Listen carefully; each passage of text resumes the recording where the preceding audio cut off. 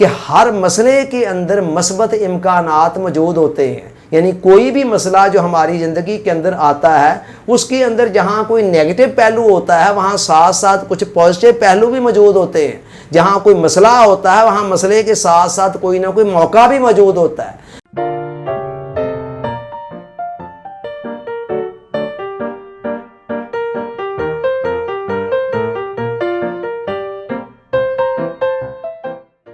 Dear audience, السلام علیکم۔ 5 minute lesson series میں ہماری سلسلہ وار جو گفتگو چل رہی ہے وہ ہے زندگی کے مسائل اور ان کے حل کے حوالے سے، کہ مسائل کیوں پیدا ہوتے ہیں اور ان کا حل کیا ہے۔ حل کے حوالے سے جو ٹپس ہم آپ کو دے رہے ہیں اس سلسلے میں آج تیسری ٹپ ہے۔ تیسرا نقطہ جو ہم نے ذہن نشین کرنا ہے وہ یہ ہے کہ ہر مسئلے کے اندر مثبت امکانات موجود ہوتے ہیں، یعنی کوئی بھی مسئلہ جو ہماری زندگی کے اندر آتا ہے اس کے اندر جہاں کوئی نیگیٹو پہلو ہوتا ہے وہاں ساتھ ساتھ کچھ پازیٹیو پہلو بھی موجود ہوتے ہیں۔ جہاں کوئی مسئلہ ہوتا ہے وہاں مسئلے کے ساتھ ساتھ کوئی نہ کوئی موقع بھی موجود ہوتا ہے۔ قرآن مجید کے اندر اللہ تعالیٰ نے اپنے عقل مند بندوں کی نشانیاں بیان کرتے ہوئے فرمایا کہ وہ کھڑے بیٹھے لیٹے ذکر کرتے رہتے ہیں اور ساتھ زمین و آسمان کی تخلیق پر غور کرتے رہتے ہیں۔ جب ذکر اور فکر کی یہ معرفتیں ملتی ہیں تو ان کے سامنے پردے اٹھ جاتے ہیں اور حقائق جب آشکار ہوتے ہیں تو بے اختیار پکار اٹھتے ہیں کہ ربنا ما خلقت ھذا باطلا، اے اللہ تو نے اس کائنات کے اندر کوئی بھی شے بیکار پیدا نہیں کی ہے، یعنی ہر چیز کے اندر تیری کوئی نہ کوئی حکمت ہے اور ہر معاملے کے اندر کوئی نہ کوئی خیر کا پہلو موجود ہے۔ قرآن نے کہا فَإِنَّ مَعَ الْعُسْرِ يُسْرًا إِنَّ مَعَ الْعُسْرِ يُسْرًا، لوگوں بے شک یاد رکھ لو کہ ہر تنگی کے ساتھ کوئی نہ کوئی آسانی بھی ہے اور ہر تنگی کے ساتھ کوئی نہ کوئی آسانی بھی ہے۔ لہٰذا جس طرح ہر تنگی کے ساتھ آسانی ہے اسی طرح ہر مسئلے کے ساتھ کوئی نہ کوئی موقع بھی لگا ہوا ہے۔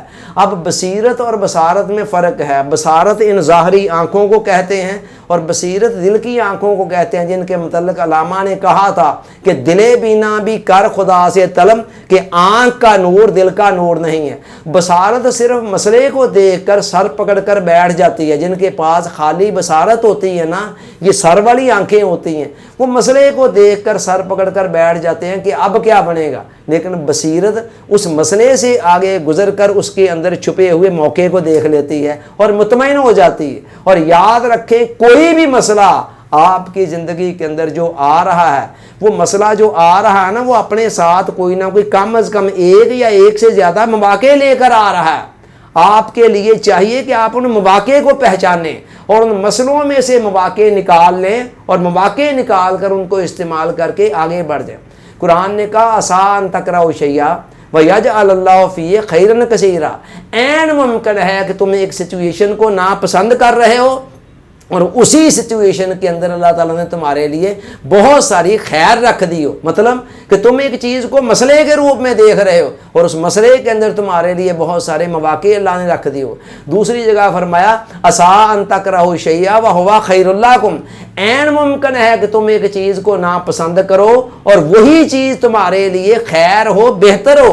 وَعَسَىٰ أَن تَكْرَهُوا شَيْئًا وَهُوَ شَرٌّ لَكُمْ انت واسان تحبو شیئا وہو شر لکم، اور یہ بھی ہو سکتا ہے کہ تم ایک سچویشن کو پسند کر کے اس کو اپنے لیے لینا چاہ رہے ہو، حاصل کرنا چاہ رہے ہو، مگر اسی کے لیے تمہارے اندر لیے کوئی نہ کوئی شر کا پہلو بھی چھپا ہوا ہو۔ واللہ یعلم وانتم لا تعلمون، اللہ بہتر جانتا ہے اور تم نہیں جانتے۔ مثال پر آپ غور کریں، ہر انسان راحتوں والی زندگی چاہتا ہے، آسانیوں والی زندگی چاہتا ہے، آسائشوں والی زندگی چاہتا ہے جس کے اندر کوئی پرابلم کوئی ٹینشن نہ ہو، مگر یہ آسانیوں اور راحتوں والی زندگی روح کا قبرستان ہوتی ہے، اس لیے کہ اس زندگی کے اندر پھر کوئی خاص کیف نہیں ہوتا ہے، کوئی سرور نہیں ہوتا ہے، کوئی درد نہیں ہوتا ہے، کوئی سوز نہیں ہوتا ہے، کوئی گداز نہیں ہوتا ہے، کوئی اعلیٰ افکار نہیں ہوتے ہیں، بس ایک چلتی پھرتی لاش ہوتی ہے وہ زندگی جو آسائشوں، سہولتوں اور لذتوں اور راحتوں کے غلاف میں لپٹی ہوتی ہے۔